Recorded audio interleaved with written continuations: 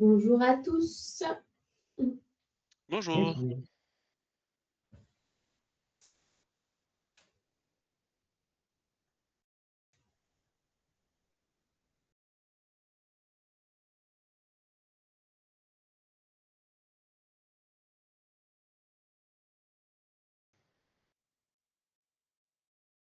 Bonjour à tous. On vous laisse vous connecter, vous installer confortablement.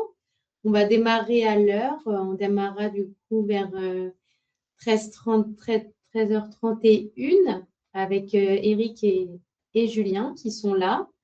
Dans quelques instants, on va attendre qu'il y ait un petit peu plus de personnes qui se connectent. Je vais donner les consignes pratiques, plutôt sur l'aspect pratique du webinaire. Donc, il est 29, je vais attendre encore un petit peu que les personnes se connectent. Bienvenue à ceux qui nous rejoignent.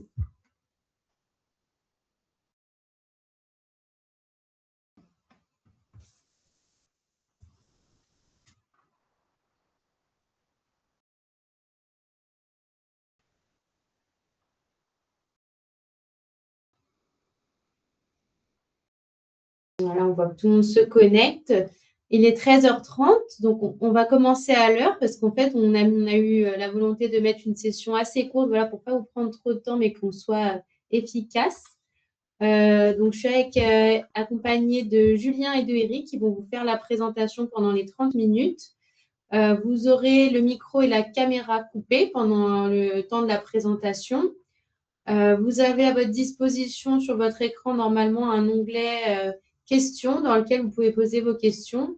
En fin de webinaire, on aura un petit temps alloué à la réponse aux questions. On fera au mieux pour en traiter le maximum selon l'avancée de la présentation. Je vous souhaite un bon webinaire à tous. Merci Lise. Bonjour à tous. Donc, enchanté, Eric Revol. Je suis le chef de produit et Business Development Manager sur la gamme de détection des endotoxines. Et je serai accompagné de Julien Bertrand, donc notre ingénieur d'application pharmaceutique, expert en endotoxines et en rapide méthode. Donc, comme a dit Lise, à la fin de la session, nous aurons une petite période réservée aux questions-réponses. Et si toutefois nous n'avions pas le temps de couvrir l'ensemble, ne vous inquiétez pas, nous prendrons vos éléments et nous vous répondrons soit par écrit, soit par téléphone. Nous vous proposerons de vous rendre compte en direct des réponses à vos questions. Alors, nous allons voir ensemble pendant cette demi-heure pourquoi le RFC fonctionne. On va faire un petit rappel. Un point réglementaire à date, parce que, comme vous allez le voir, cette réglementation ne cesse d'évoluer et d'évoluer dans le bon sens. Nous prendrons le temps de regarder comment une implémentation se passe, quels éléments nous proposons, comment nous positionnons les éléments clés, les étapes, et puis un retour sur les facteurs clés de succès. Ça fait 10 ans, oui, cette année, que bioMérieux propose la gamme de détection des endotoxines suite au rachat de la compagnie Iglos. Et nous avons donc un partage d'expérience à vous faire. Et puis, bien sûr, la session Q&A. Donc, petit rappel, pourquoi est-ce que le RFC fonctionne pour la détection des endotoxines? Donc, vous connaissez bien le réactif LAL, donc, qui est issu du sang de limule. Et comme vous pouvez le voir, ce réactif est tout sauf simple. C'est une solution complexe avec, bien sûr, la cascade, la fameuse cascade, qui permet d'aboutir à la détection des endotoxines, mais on peut voir qu'il existe un certain nombre de molécules, un certain nombre de facteurs qui sont présents naturellement dans cette cascade et qui ont sans doute et sans aucun doute un impact sur la qualité de la réaction et donc de la détection. D'autre part, vous le savez, le facteur G génère une interférence potentielle en présence de bêta-glucan ou de certains sucres. C'est un système donc naturel, complexe, enzymatique et qui, par défaut, fera l'objet de certaines variations d'un lot à l'autre. C'est pour cela qu'avec le RFC, nous avons parié sur une option directe. Pourquoi? Parce que, comme vous pouvez le voir, le facteur C est l'élément qui vient interagir avec l'endotoxine. Et donc, en travaillant sur le recombinant facteur C, c'est une voie directe d'accès à la détection. Et pour cela, c'est la fluorescence qui a été utilisée pour transformer cette détection en signal qui va être quantitatif pour déterminer la concentration d'endotoxine. Donc, une copie exacte du facteur C, donc on travaille véritablement sur l'élément clé de la détection, pas d'extraction du sang de l'imule, une réaction directe et non en cascade qui peut être plus ou moins complexe, pas d'interférence, comme vous le savez, avec la voie des bêta-glucans, et une stabilité interlo, puisqu'on maîtrise la fabrication de ce réactif par bioproduction. Pour cela, je ne vais pas vous refaire une démonstration. Il existe un grand nombre de publications aujourd'hui disponibles qui démontrent la qualité de détection par le RFC en comparaison notamment au LAL. Et on a pu démontrer que le RFC est plus performant en termes de spécificité, et vous l'avez compris avec la démonstration que je vous ai faite juste avant, et supérieur aussi en termes de reproductibilité et d'uniformité d'obtention des résultats, puisqu'on part d'un réactif qui est maîtrisé. Bien sûr, tous ces éléments sont à disposition et nous pouvons les partager et en discuter. Point sur la réglementation. Comme vous allez le voir, elle bouge et elle bouge.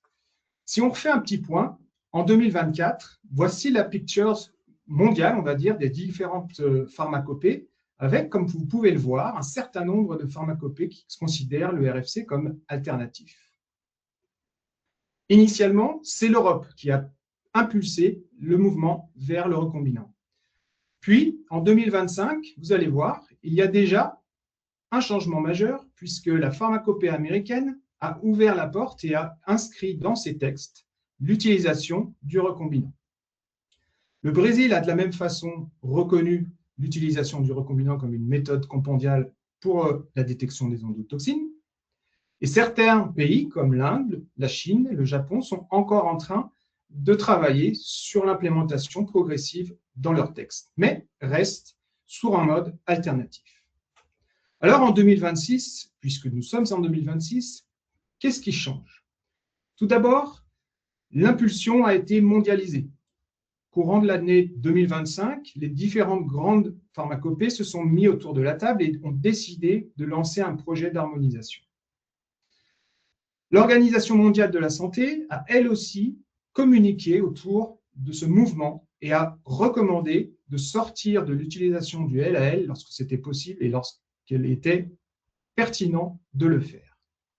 Ainsi, au niveau de la réglementation en 2026, vous voyez, la photo est en train de changer avec encore de nouvelles pharmacopées qui s'engagent et qui reconnaissent le côté compendial de l'utilisation des recombinants.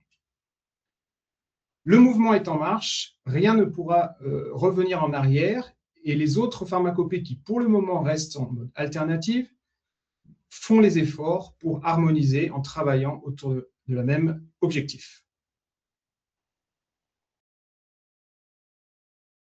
Alors, qu'est-ce qu'on va attendre désormais? En janvier 2027, comme vous l'avez certainement déjà entendu, la méthode RFC sera intégrée au chapitre 2614 en méthode G, ce qui signifie que le 2632 sera supprimé à partir de janvier et toutes les monographies qui font référence au Bacterial Endotoxin Test, au test des endotoxines, seront unies pour l'utilisation de la méthode A à G pour la détection des endotoxines. Le facteur C, le recombinant facteur C, sera donc la méthode de référence en Europe dans tous les chapitres concernant la détection des endotoxines. Au niveau des États-Unis, là aussi, on attend des évolutions puisque les chapitres concernant le testing des eaux, des différentes eaux de qualité pharmaceutique, sont proposés à la révision pour justement intégrer le recombinant dans le testing des endotoxines. Donc c'est une vraie évolution avec des monographies qui seront référencées avec les méthodes classiques et les méthodes recombinantes. Et dans l'avenir, on attend encore une évolution avec une prise de position de l'USP encore cette année, au mois de février. Et la réflexion est autour d'une révision potentielle des General Notice ou bien de la fusion, comme pour l'Europe, du 86 dans le 85, ou d'autres options pour accroître et faciliter encore l'intégration du recombinant dans le test des endotoxines.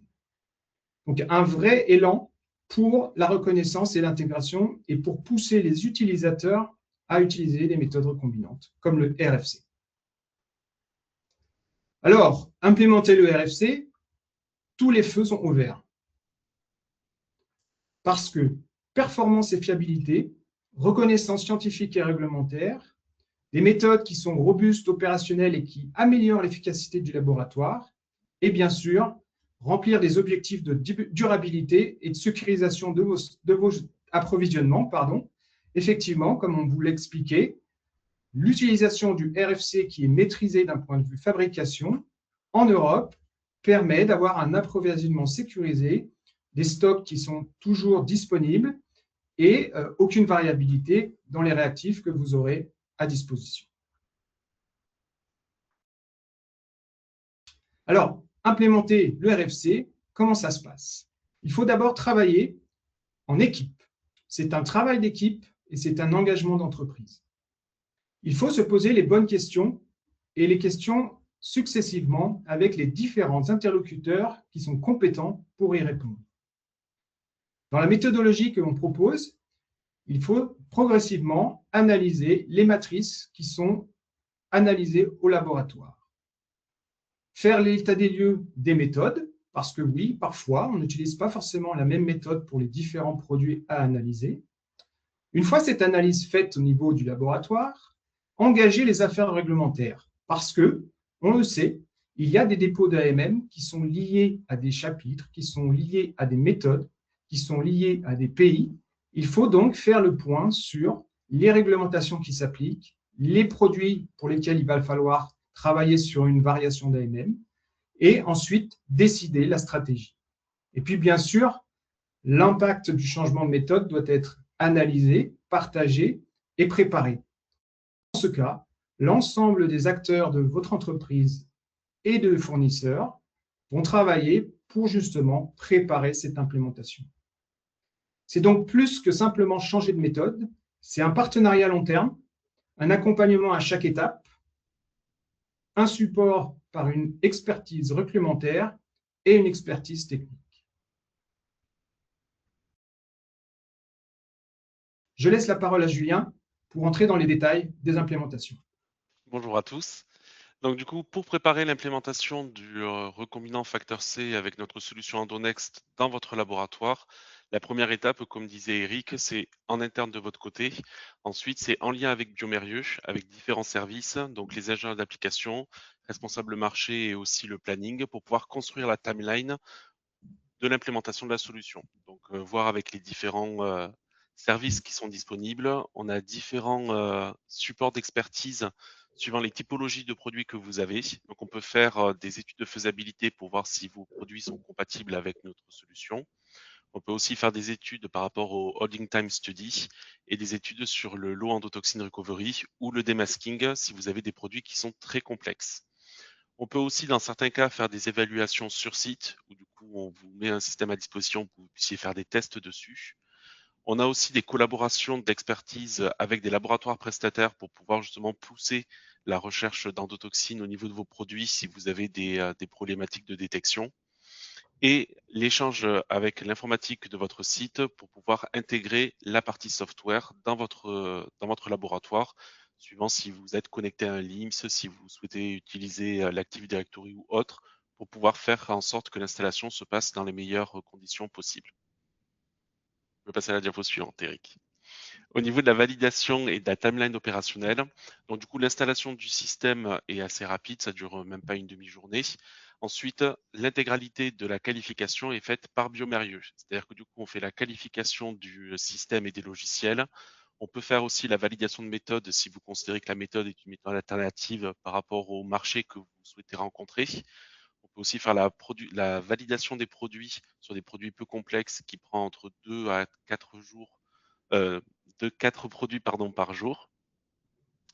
On fait la comparaison des produits aussi par rapport à votre méthode actuelle.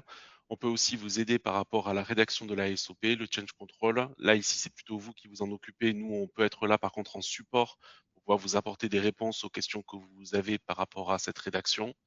Et après la variation d'AMM, là par contre, effectivement, ça peut être plus ou moins long suivant les produits et suivant si vous allez tester des produits qui ont un dépôt d'AMM qui a déjà été fait. Je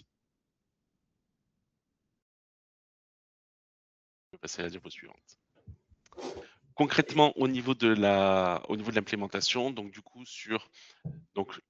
l'intégralité de l'installation et de la qualification se fait entre une à 2 semaines à peu près, de l'installation jusqu'à la validation produit. Donc du coup, la première étape, c'est de faire l'installation et la qualification d'installation et opérationnelle de Gen 5, qu'on utilise comme un tuyau de communication avec notre lecteur, le Synergy HTX, et notre le logiciel, l'Endonext Software.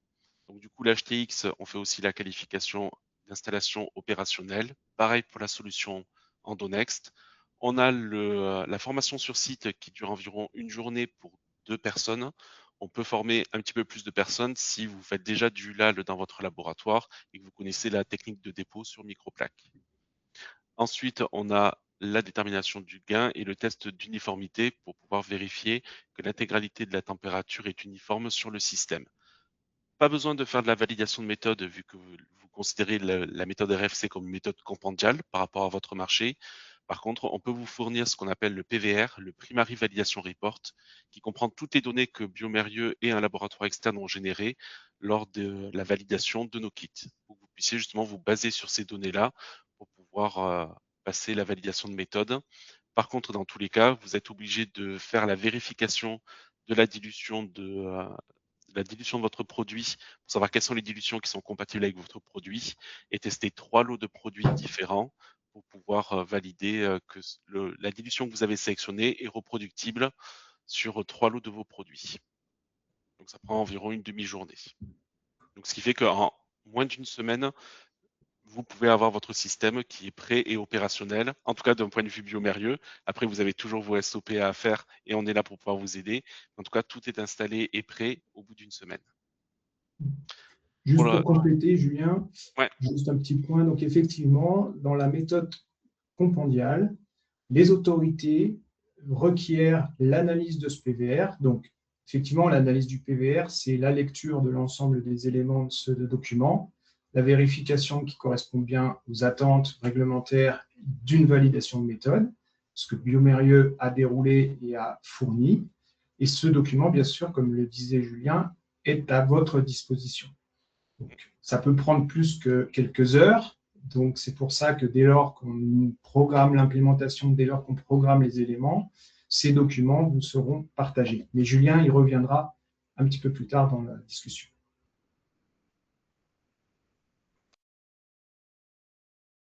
Du coup, donc après, en tant que méthode alternative, donc là ici on reprend exactement la même chose. Donc avec la qualification installation opérationnelle de Gen 5, de l'HTX et de l'Endonext. On fait aussi la vérification de votre produit. Par contre, entre-temps, on fait la validation de méthode. Donc du coup, on va tester 3 lots de réactifs différents par 2 techniciens sur 2 jours différents pour pouvoir générer des données et prouver que la méthode est validée suivant les critères de la pharmacopée. Donc du coup, ça rajoute 2 jours de plus par rapport à l'implémentation.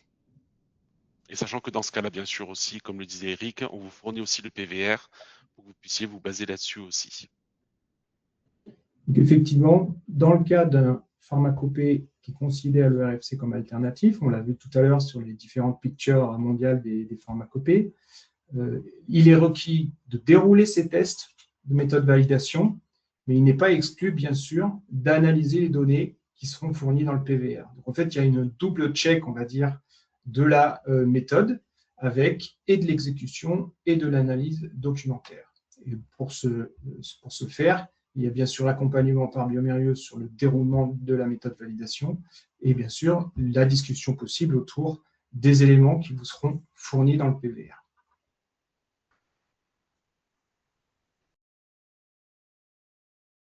Donc, les facteurs clés du succès avec 10 ans de recul sur la technique. Donc, tout d'abord, pourquoi les laboratoires adoptent le RFC? Donc, principalement, c'est par rapport à la simplicité et l'efficacité, puisque du coup, on peut se projeter facilement sur l'adoption des tests. Les plaques sont préchargées, donc du coup, il n'y a pas de manipulation d'endotoxines pour préparer la gamme standard et les PPC, tout est déjà préparé sur la plaque. Donc, ce qui fait qu'il y a un workflow qui est extrêmement simplifié et les résultats sont rapides puisque du coup, on n'a pas toutes ces étapes de dilution et de préparation à faire. Donc, ce qui fait que vraiment, la seule chose qu'on a à faire, c'est réhydrater la gamme standard et les blancs, mettre les échantillons et lancer la plaque. Donc, du coup, beaucoup plus simple d'utilisation. C'est aussi par rapport à la robustesse et la sécurisation. C'est un réactif qui est stable et pérenne. Donc, du coup, on n'a pas forcément de variabilité interlo par rapport à ce qui est présent sur le LAL.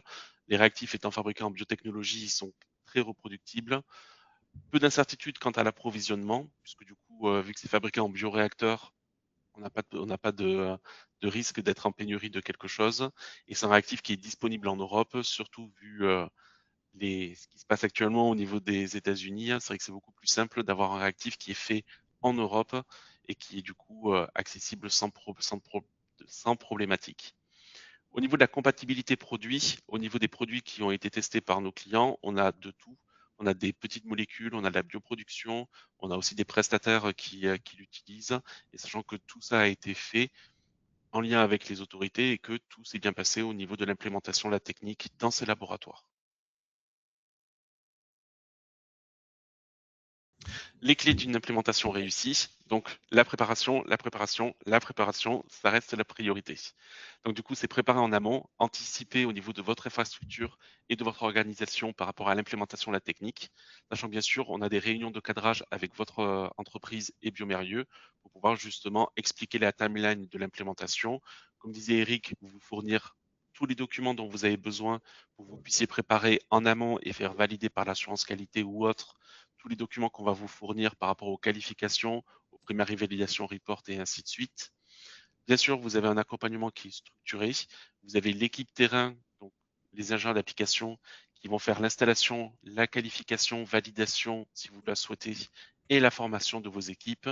Et on a l'équipe support expertise, donc nous sur le terrain, où on a aussi le centre de relations clients qui peut répondre à vos questions si vous avez d'autres problématiques et avec tous les experts au-dessus qui pourront répondre à vos questions qui seront potentiellement de plus en plus complexes. Au niveau de vos équipes, le projet est porté à tous les niveaux, puisque du coup, ça va aussi bien au niveau de la technique qu'au niveau du responsable du laboratoire, de l'assurance qualité et autres. Et bien sûr, une communication continue dans l'avancement du projet avec les différents services concernés pour pouvoir vérifier que chacun a bien rempli son rôle et que tout est bien fait pour pouvoir implémenter le système le plus rapidement et le plus sereinement possible. Voilà, donc en conclusion, quelques petites récapitulatifs. Le RFC, ce n'est plus une alternative. Aujourd'hui, c'est une réalité opérationnelle. On la retrouve dans pas mal de laboratoires QC. Les freins qui sont le plus visibles, ce sont surtout des freins organisationnels et stratégiques. Et c'est là qu'on propose, bien sûr, de vous aider et de vous accompagner dans ces prises de décision. Le passage finalement au RFC aujourd'hui, techniquement, il est assez simple. Je pense que l'essentiel reste d'être bien préparé et bien accompagné. Donc nous, nos recommandations, c'est de choisir le bon partenaire pour effectivement accompagner cette démarche de transition. Voilà pour notre proposition. Si vous avez des questions, n'hésitez pas. Pour le moment, il n'y en a pas. On va peut-être se laisser encore 1 ou 2 minutes. Et il ne faut pas être timide. Ne soyez pas timide, effectivement. Sinon, eh bien, écoutez, n'hésitez pas à nous contacter en direct. Alors, nous avons une question de Renaud. Est-ce que nous avons une idée du coût de modification d'une AMM? Alors, nous, pas directement. C'est effectivement les affaires réglementaires qui sont en mesure d'évaluer ce coût. Après, il existe différents types de variations. Soit vous faites une variation uniquement pour un paramètre ou un critère. Et à ce moment-là, effectivement, le coût, on va dire, c'est comme si on fait un ratio. Le coût par rapport aux besoins est très élevé. Par contre, il existe régulièrement des variations sur des packaging, sur une matière, sur une méthode qui n'est pas forcément la méthode des endotoxines. Et il est intéressant, et c'est ce qu'on a déjà effectivement rencontrer, c'est qu'on valide le produit et lorsqu'une variation a lieu pour diverses raisons, comme un changement de packaging ou un changement de matière, eh bien, le changement de méthode de détection des endotoxines est déposé à ce moment-là. Mais très clairement, c'est un point sur lequel je vais essayer de récolter des informations et je ne manquerai pas d'essayer de vous répondre plus précisément parce que je n'ai pas aujourd'hui le coût qui est propre aussi au niveau de chaque autorité. Donc, il est difficile de mettre un coût, on va dire, purement financier auprès de l'autorité.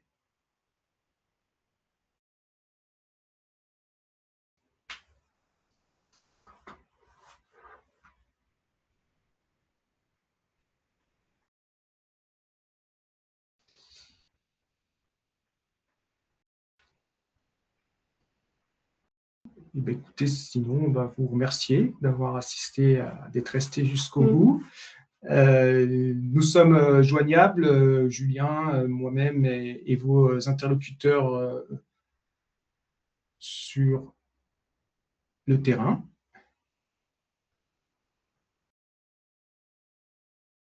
Alors, le coût analytique, je rebondis sur la question qui vient d'arriver. Le coût analytique aujourd'hui est un peu plus complexe que juste vous donner le prix. C'est basé aussi sur un business case qu'on effectue. Je ne vais pas vous donner un coût en ligne, il faut qu'on prenne le temps d'en discuter. Mais très honnêtement et de manière très transparente, on peut être très proche de ce que vous avez aujourd'hui sur du LAL, on va dire en moyenne, mais il faut prendre en compte le fait qu'on propose des solutions préchargées, ce qui vous fait gagner beaucoup de temps, ce qui fait réduire le nombre de consommables qui vont être utilisés. Donc, ce coût, il va être effectivement à ajuster en fonction de cela. Mais il n'y a pas un surcoût, en tout cas, pas de surcoût par rapport à ce que vous pouvez avoir aujourd'hui.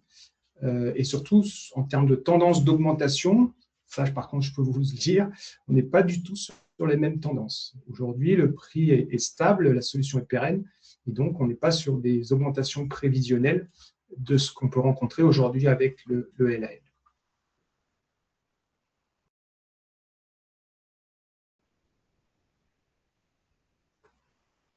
On attend encore 30 secondes, voir si d'autres questions arrivent dans le chat. Sinon, on va clôturer la session. Le replay sera accessible également très bientôt sur notre site internet. Voilà, je vois que la question vient d'arriver. Voilà. Le replay de la session sera accessible très bientôt.